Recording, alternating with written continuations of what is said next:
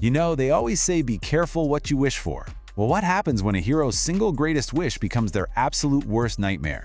Today, we are diving into one of the Flash's most personal and tragic stories. It's a tale of friendship, of betrayal, and a desperate desire that just rips Central City completely apart. It seems like a paradox, right? It's the one problem you'd think the Flash would never ever have.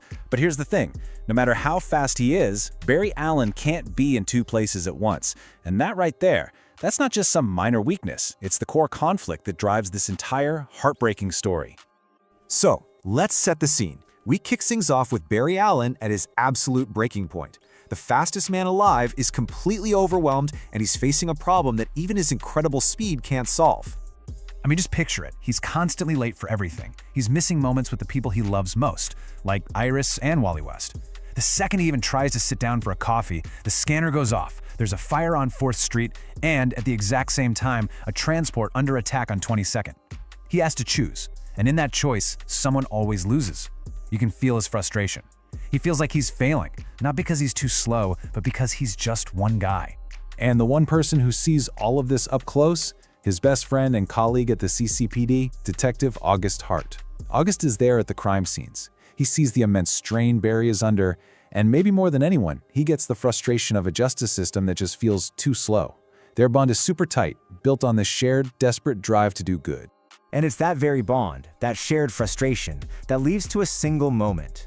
A moment that changes absolutely everything. So, August is confronting these criminals from a group called Black Hole, and this is personal because he thinks they're the ones who murdered his brother. A gun goes off. Barry knows he's a split second too late to save his friend. But then, bam!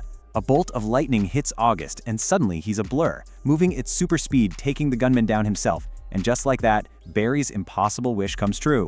He has a partner. But almost immediately, this huge red flag goes up. August casually suggests that, hey, with these powers, they could operate outside the law, handle things themselves. And Barry just shuts it down. He's like, whoa, that's not justice, man. That's revenge. And right there, that's the first tiny crack in their friendship. And as if things weren't complicated enough, the very same energy that gave August his powers just erupts into a massive Speed Force storm all over Central City. All of a sudden, there are dozens of new speedsters. Some of them turn to crime, others are just plain terrified. And Barry? He feels responsible for every single one of them.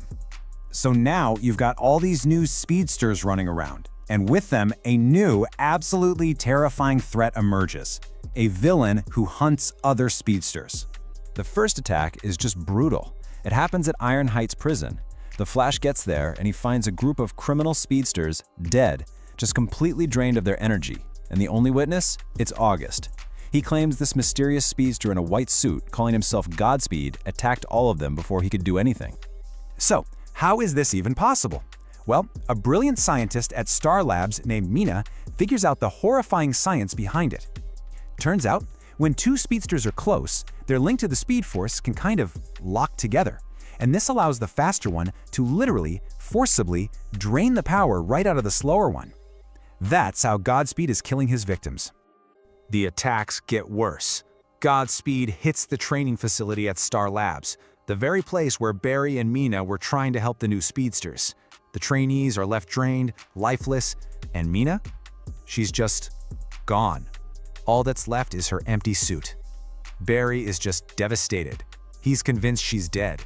Heartbroken and furious, Barry just throws himself into the case, and the clues start pointing toward an absolutely unthinkable conclusion. Now remember, Barry isn't just fast, he's a brilliant forensic scientist, and he finds the one clue that just doesn't fit. He's going over the victim list and he spots an outlier, a man named Billy Parks. This guy had no speed powers. And then it all clicks into place. Billy Parks, that was the name of the man August had always suspected of murdering his brother. This wasn't just a random attack on speedsters. It was personal. So Barry confronts his friend, and the whole horrible truth just comes pouring out.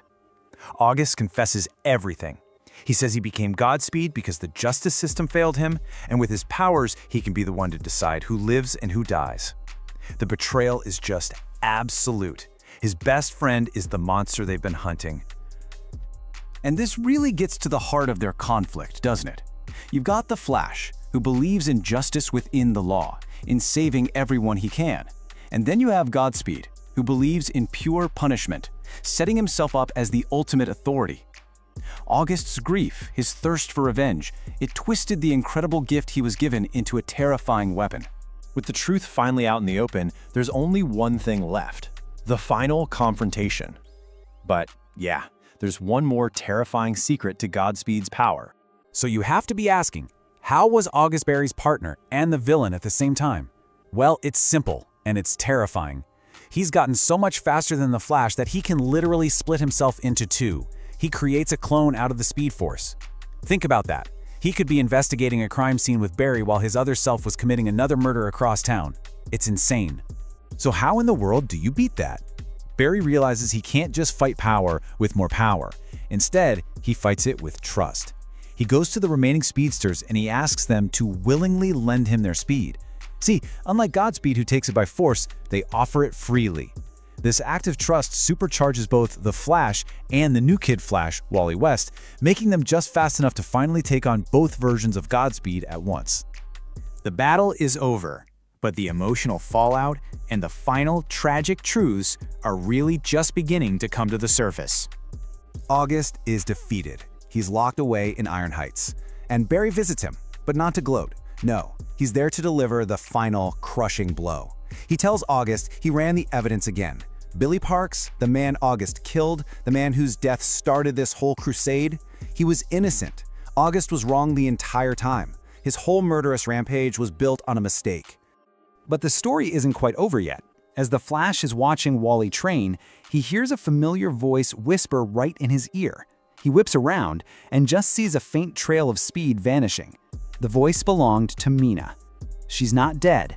She's somewhere, lost in the Speed Force. And that's where we're left. Barry Allen got his wish for a partner, for someone who could finally understand his burden. But that partner became his most personal enemy, a dark, twisted reflection of his own pain. And it really forces you to ask, what is the true cost of justice when it's fueled by grief? And how does a hero ever recover when their greatest hope becomes their deepest, most painful scar?